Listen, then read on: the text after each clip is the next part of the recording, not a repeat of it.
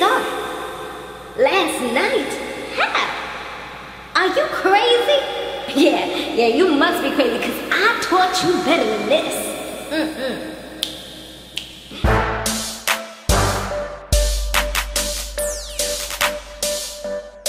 Hey, Samore Love Bugs, you have now tuned into my the haves and have-nots recap. Guys, be sure to subscribe if you have not yet done so. Also be sure to share this video wherever you like to share videos and give it that good old thumbs up. Let's get right into it. So Hanna, as we seen last week, she walked right into a mess, honey. She walked into her son having or about to have sex with a woman that's almost the same age as she is, if not older or actually the same age.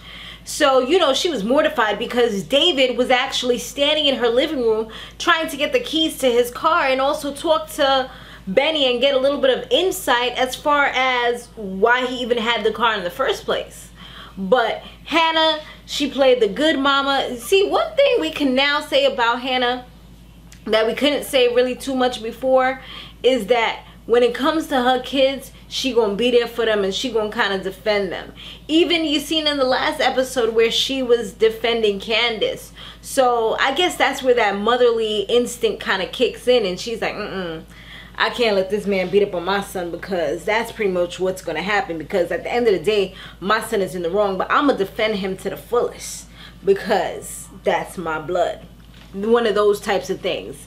Unlike Veronica, she feeds her kids to the wolves. So after David leaves and he goes in the car and he looks around in the car and there's a lot of evidence in the car. You know, it looked like there was a little bit of cum or something on the windows. I should have rewinded because I know it was a little bit white, but I wasn't really sure too much what it was. But that's what it kind of looked like from where I was sitting. Then on the other side, you see some handprints. I guess that's where Veronica was kind of like, ooh, Benny, yes. You know, one of those types of things. So, yeah. And he kind of looking around. He like, something was going on here. But he's still pretty naive to the fact. And once he leaves, Hanna goes off on them. She tells them, first of all, she tells Veronica to get out of her house. She calls her all kind of names. And she's like, she tells her to leave, and Benny, he's trying to defend her and things like that, and she's just like, she straight sunned him. Like, she treated him like a son, like a child, and just kind of showed him like, you're still my child and you're not gonna be doing this kind of foolishness because I taught you better than this. And she tells him, like, she straight sunned him after that. Like, after Veronica went outside, she told him to go clean up his room. And I'm like, dang, like, you would have thought he flashed back into like a 19-year-old. And that's kind of how it is, right? When you live with your parents, they kind of still feel like they can tell you what to do in most cases. Not all, but in most cases. And that's a perfect example of that. So what he's like, first of all, like, he starts getting tight. Like, okay, you need to chill out with all that. Well, he didn't say those exact words, but in my own words, he's like, you need to chill out with all that because I'm only here because I'm trying to help you out. So, and he's like, I'm getting money now, so like I could move out. I don't need to be here and endure this. If I want to bring a woman to the crib, I could do that. But like, dude, it's not you just bringing a woman to the crib. You're bringing a woman that's your mom's age to the crib. And she's like an arch enemy. She's rude. She thinks she's better than them. And you bring her to their house. Like, come on. So Benny ends up trying to take her home. But his mother's just like, no, you're not doing it. And he ends up just like walking off. He goes to see his sister. And before that, before he even got there, Jeffrey was over there, went to go see her. And he's having issues because his mother cut off all of his cards because he's not trying to comply with what she wants him to do. And Jeffrey ends up, he tells Candace, and Candace is just like, here. She's like, what's that? And he's like, what's that? And she's like, oh, here's 10 G's. So he's just like, nah, you know, that's too much. I'm good. I'll just ask my dad for money.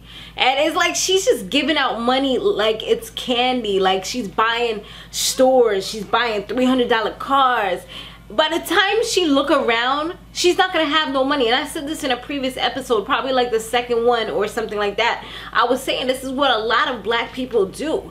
They win the lottery or they get money, and because they didn't know money like that, they spend it all off and don't even have that many things to show for it, because they want the newest this, the best clothes that they was never able to afford, because now you're like, yes, I can get this. But what a lot of people is not thinking about is flipping that money, you know, trying to invest it in order to get more back in return. That's where a lot of people, especially black people, end up becoming bankrupt. I mean, minorities in general, they become bankrupt because they don't think about tomorrow. All they're thinking about is today.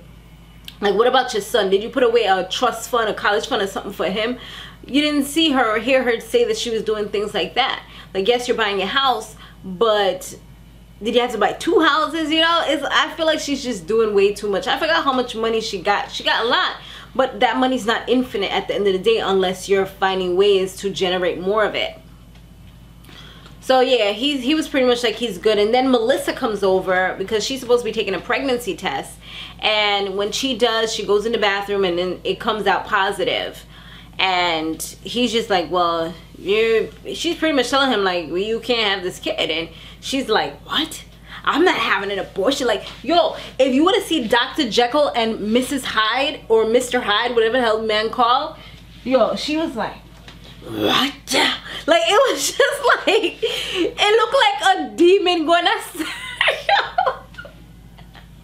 Yo, it straight up looked like a demon go inside of her.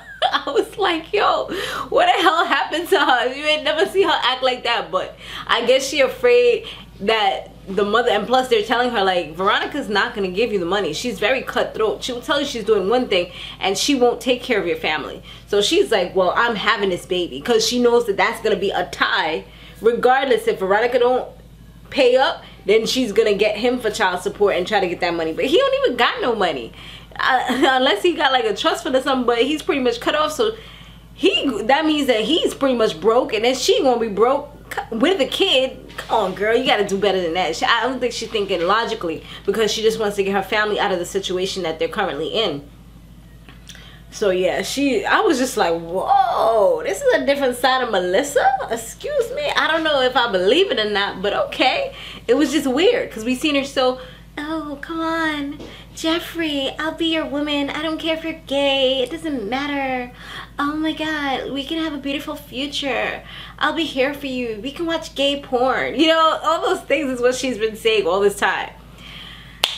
So now Benny gets over there to see Candace, and he asked her for $5,000. I guess he's trying to do something. I forgot what he's trying to do with the money. I don't know if he even mentioned it or not.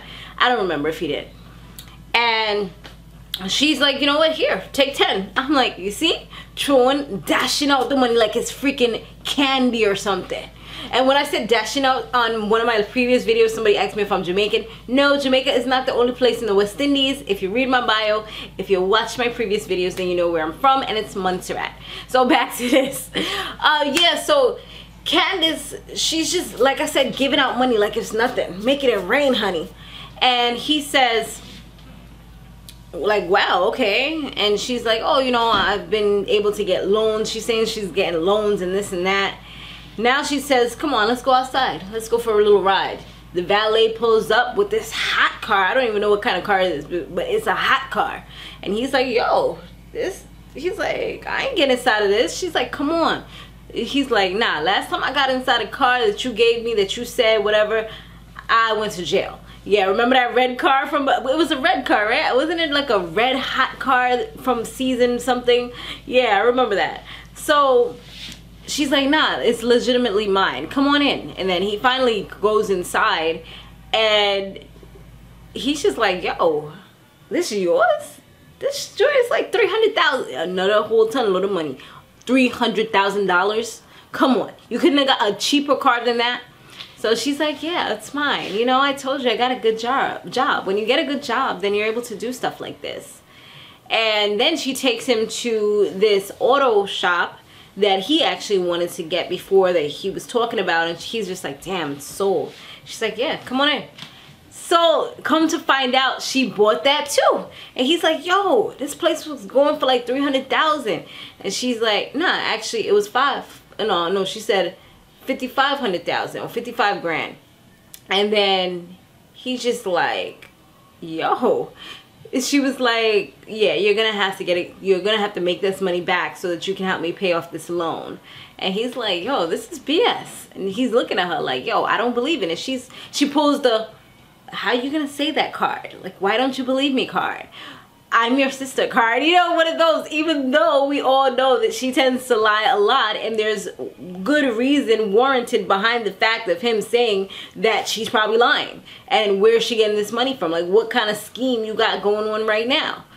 And she proceeds to call David, pulls out the give me that favorite card, and shows him pictures of Jim that she had took before when they held him hostage. And now he's having Maggie go over and pretend like she has a job so that she can prove to her brother that she really does have a job.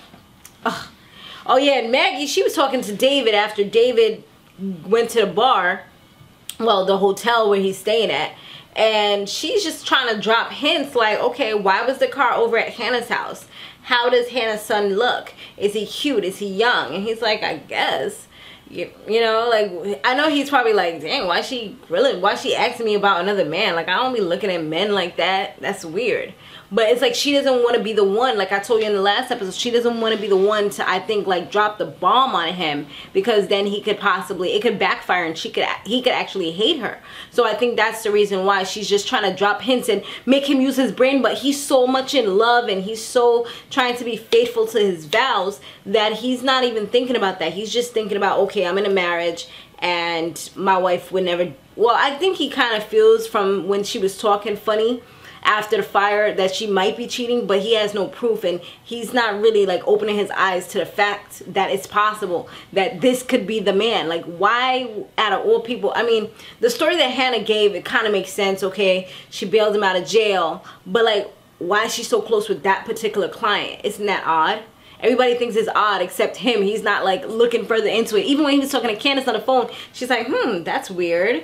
And he was just like, you know, it's like, dude, think about it. So Wyatt, he is getting a little bit of scared and, what is it called? Scared Straight. I don't know if you guys ever seen that show. I don't even know what channel it comes on, but it's like with these young kids that their parents send them to jail, and the guards, they scare the crap out of them. The rangers, the cops, they scare the crap out of them and make them scared straight so that hopefully they can do what's right and become better human beings. So that's kind of what it seemed like the tactic was here with Jim taking his son to the jail. He literally like just had them cavity search him, you know, like official, like he was a jail person and like a prisoner, and he's like, yo, I'm not a prisoner, and they just did it. And then he also lets him meet up with the guy that took the rap for him, and he's just like, you know what, I'm gonna treat you better than this. I'm gonna give you a hot meal and you guys are gonna switch clothes. He literally makes Wyatt change clothes with this prisoner so that he can walk with the prisoner out of jail and leave Wyatt there. And Wyatt, he looked like he's a little bit afraid now. He's not really talking smack. Now he's back to calling his Jim father, you know, back to calling him dad and stuff like that. It's crazy how people change when they're afraid, when they have more respect for you when they're afraid. And that's exactly what's happening. And now he's going to have to fend for himself. Like, he's literally leaving him overnight in order to fend for himself and get a real taste of what the jail really is. And the guy said that people try to kill him all the time. So now they might be assuming that he's that guy or whatever. So he may be the doormat now. And yeah, we're pretty much gonna see what happens. But yeah, Wyatt looks like he's pretty nervous about this whole little thing that's going down. Alright guys, let me know what you thought about this episode down below. Thanks for watching, and check out my other channel, Samore Love TV. Be sure to stay fabulous, live free, and soar limitless. I'll see you in the next one. Laters.